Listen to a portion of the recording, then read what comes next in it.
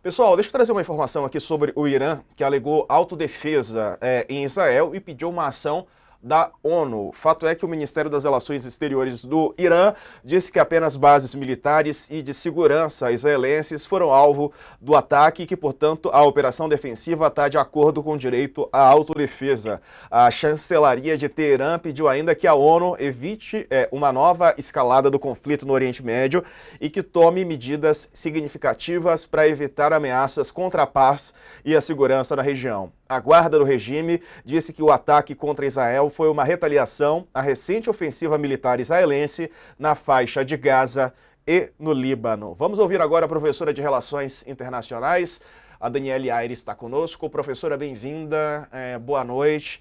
Quero te perguntar sobre a situação militar do Irã, né? Houve esse ataque, nenhum morto. O Irã, qual que é o potencial bélico do Irã? Por exemplo, a capacidade de produzir ou de atacar com armas nucleares. Qual é a capacidade do Irã neste momento? Em que medida esse conflito escala, né, a guerra presente no Oriente Médio? Boa noite. Boa noite, Diego. Boa noite a todos que estão ouvindo.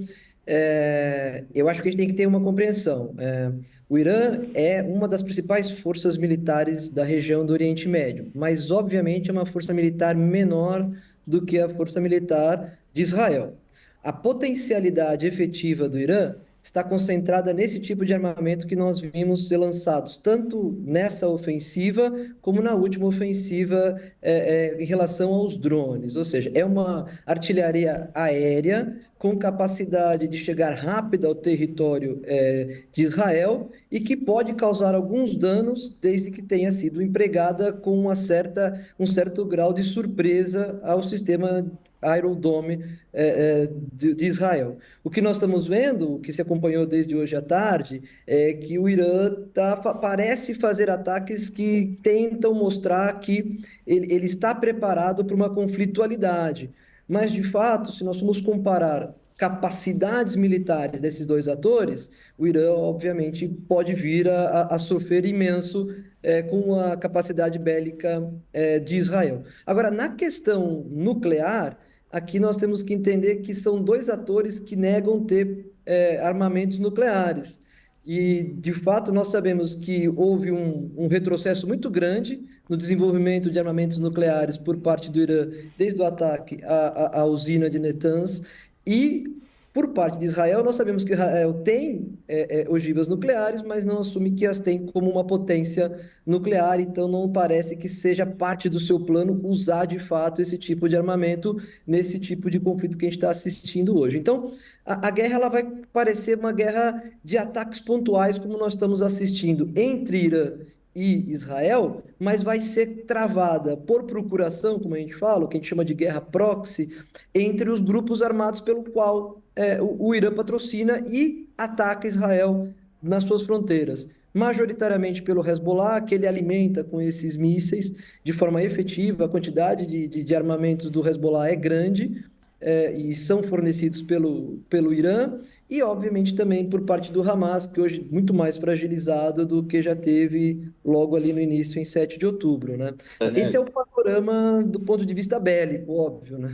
É. e qual é o papel dos Estados Unidos nessa guerra aí? O que você espera? É o grande, né, a grande incógnita e tal, mas que você deve ter ouvido o discurso do Biden, né? Ele falou agora há pouco, soltou nota e tal. Qual é o papel dos Estados Unidos nessa história? Se os Estados Unidos quisessem, essa guerra acabava, não é? É o Então, que eu disse, né? Vote em mim que eu acabo com a guerra. sim, veja, eu acho que os Estados Unidos hoje sofre de um paradoxo na sua posição frente a essa guerra. A primeira é que é óbvio, ele é o grande ator internacional que tem capacidade de terminar com essa guerra por duas questões. A primeira, pelo seu recurso militar e, obviamente, seu peso internacional. A segunda, porque ele é o grande ator parceiro de Israel naquele espaço geopolítico. E ele teria a influência de fazer com que Israel, de alguma forma, retrocedesse nas suas ambições. O paradoxo está que ele não está conseguindo fazer isso. Ele está sendo incapaz de fazer, principalmente que o seu maior aliado, de alguma forma, retroceda nas suas ambições. E isso também é alguma coisa que seja um ganho e uma perda para os Estados Unidos. Porque é um Professora, ganho porque está ficando, perdão? Não, eu que peço Sim. desculpas, te cortei aí no raciocínio, porque a senhora falou sobre essa falta de poder em relação dos Estados Unidos em relação a Israel. Tem esse lado que está sendo explorado pelo Trump, né, a incapacidade do Biden e da Kamala, que é vice, e agora há pouco a Kamala falou sobre esse assunto. Ela disse o seguinte, que tem um compromisso sólido com Israel e que sempre vai garantir que o país consiga se proteger do Irã.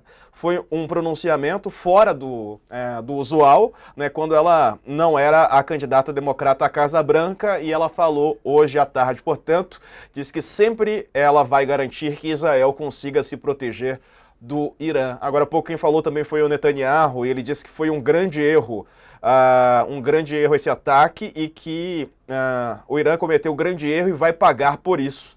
Palavras do Benjamin Netanyahu. Bom, e a gente está hoje num dia de debate lá com os candidatos à vice-presidência dos Estados Unidos, o assunto vai ser explorado. Tem isso, o Trump fala que o governo Biden não está conseguindo ajudar Israel, a Câmara fala que vai ajudar mais Israel, ou seja, a gente promete um país, Israel, ainda mais anabolizado, seja quem for o próximo governo dos Estados Unidos?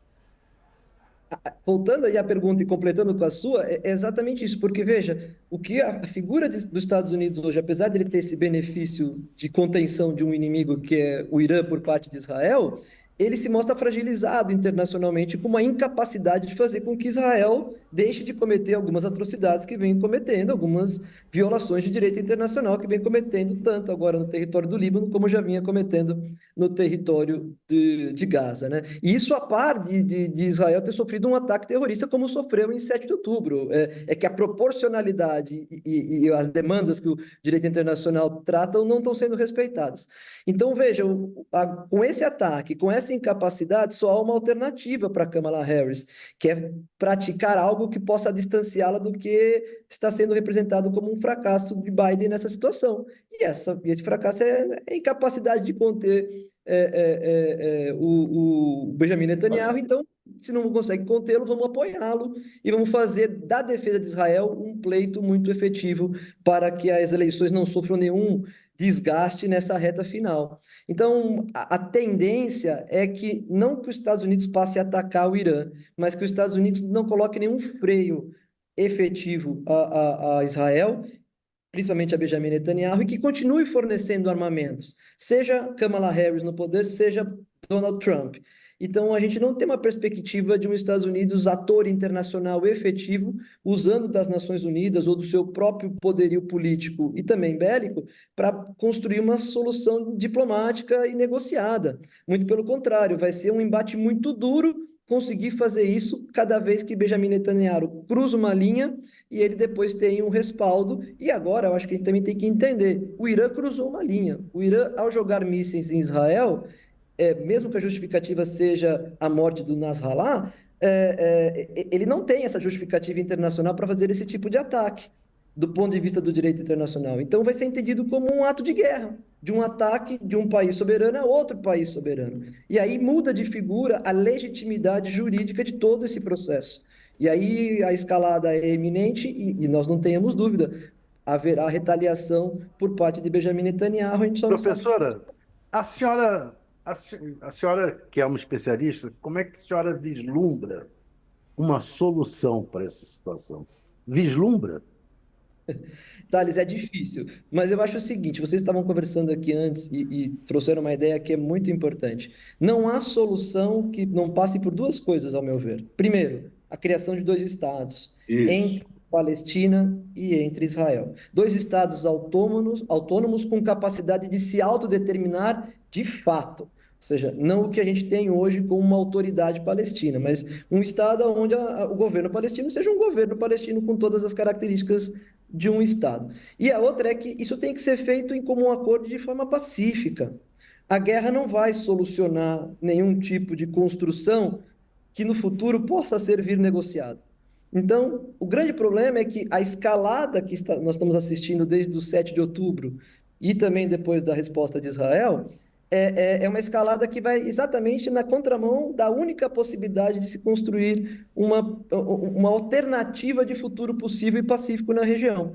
Mas não me parece que tenha outra solução a não ser essa. Por isso que seria tão importante os Estados Unidos ter um papel de maior contenção, como também as Nações Unidas e a própria comunidade internacional ter um papel de mais rechaço e condenação dessas ações do Irã que visam a ideia de eliminar o Estado de Israel daquele território. Todas essas ideias de eliminação do outro, elas são contraproducentes para qualquer tipo de solução negociada e pacífica, né?